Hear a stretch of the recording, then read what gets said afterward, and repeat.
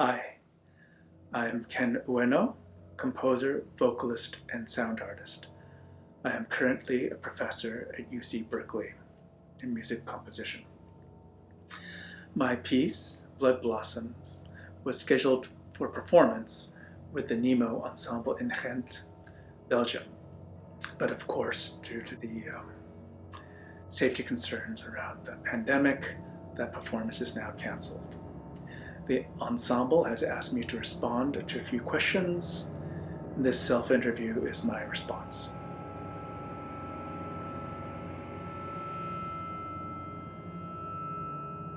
A little more than a year ago, the Nemø ensemble contacted me and let me know that they were interested in performing my piece. Since then, I've gotten to know their work and was excited to see that they were such energetic, active, fantastic young virtuosos. And I felt lucky that they found me and were interested in my music. It was more than 20 years ago that I received a grant from the Belgian American Education Foundation to live in Brussels to study with Frédéric Jeschke, which was a pivotal moment in my life. And since that time, I've had a number of performances in Belgium, including a performance of my viola concerto at Ars Musica. 20 years of memories accumulated like eddies in a stream. Riding the train to Liège with Frédéric, watching him fall asleep reading Dostoevsky in the original Russian, being amidst the euphoria of celebrations after Belgium defeated Sweden in the first round of Euro 2000, getting to hang out with Charlemagne Palestine. I thought it was strange that I had to go to Belgium to find the two most radical American musicians. So I remember talking to François Depp about Francis Ponge. We talked about literature late night over drinks after some concerts. I got to see Thierry Demey work with dancers, attended many concerts, and was impressed with the quantity and quality of performances in Belgium. And my little apartment in Excel that I remember fondly was near a park. I remember one weekend, all of a sudden there was a festival in the place in front of my apartment, and lo and behold, there was a roller coaster right in front of my window all weekend. I am still shell-shocked from that moment. The eddies now push into the future, and my heart was full and was looking forward to having my music being present in a place that had meant so much to me, even if I weren't going to be able to physically make it out to those concerts. I was happy that my music would be back there. And I also remembered, it was a moment to be reminded of my greatest regret, that I still had yet to visit the beautiful city of Ghent. And if this concert will be rescheduled into the future, maybe then it's a positive outcome that can come, is that maybe I'll be able to right that wrong finally and attend.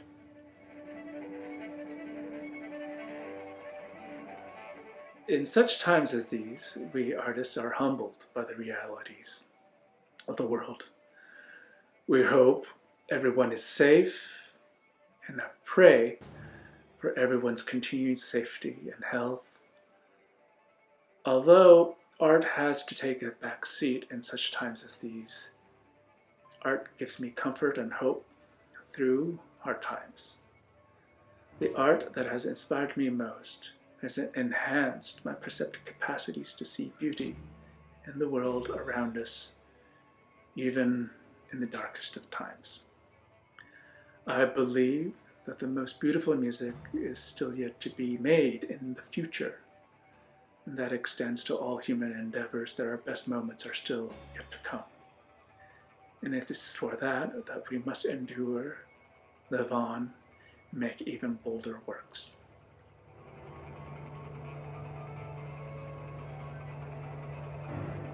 Well, Blood Blossoms was written 18 years ago, originally for the Bang on a Can All-Stars. We are all, in a way, ships of Theseuses. I've changed. my music has changed, but I hope there is a fundamental core that still remains. At the time, I was still a graduate student, and most of my training up to that moment featured a kind of polarization between vernacular forms and the classical. But growing up an electric guitarist, I felt attached to viscerality and the beauty of distortion, noise.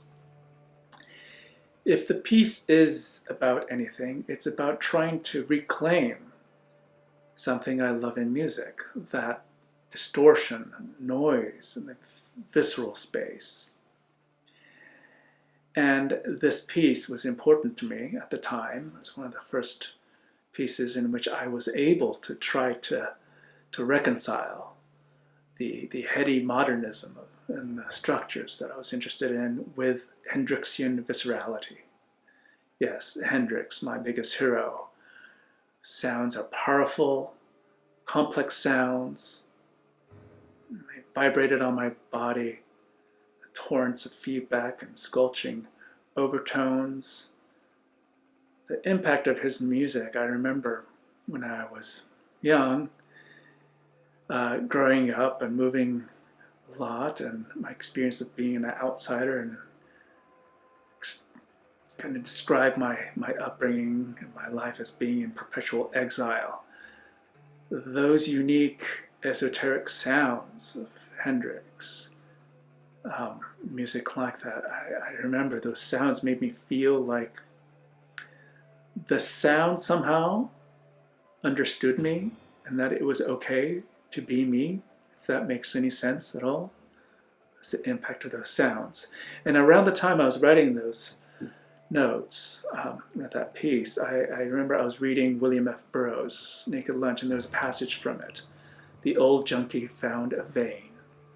Blood blossoms in the dropper like a Chinese flower. And it's that little quote. It's the title of the piece is from that fragment. And it said to me that even in moments as profane as when a junkie is shooting up, there are opportunities to acknowledge beauty. Maybe that's a lesson we can be reminded of now too, as there is darkness and something that feels like it's overpowering us, but there are moments to acknowledge a blossoming of hope, even within that the dark times.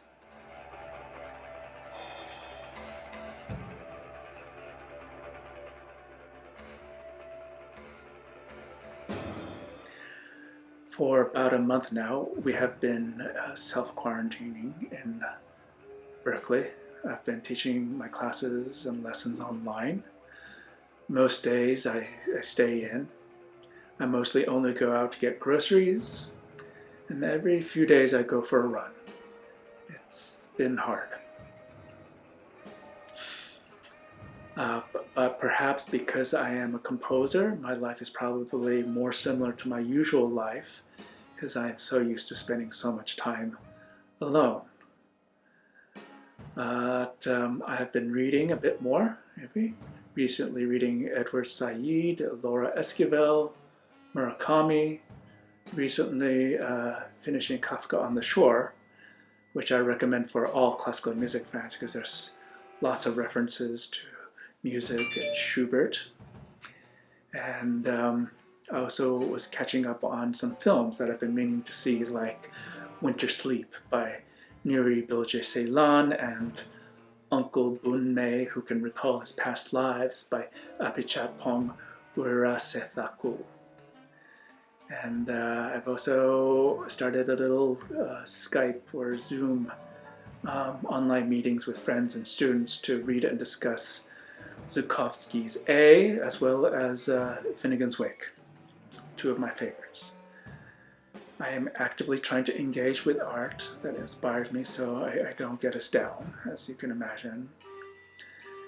And I'm also planning future projects.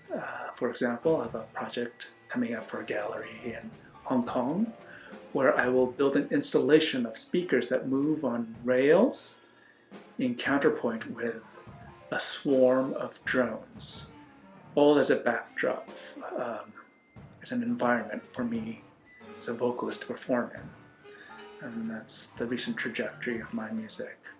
They've been working to instrumentalize architecture, to create spaces that are themselves instruments, and especially in coordination with my own performance as a vocalist who specializes in extended techniques. So those are the questions that the ensemble asked me.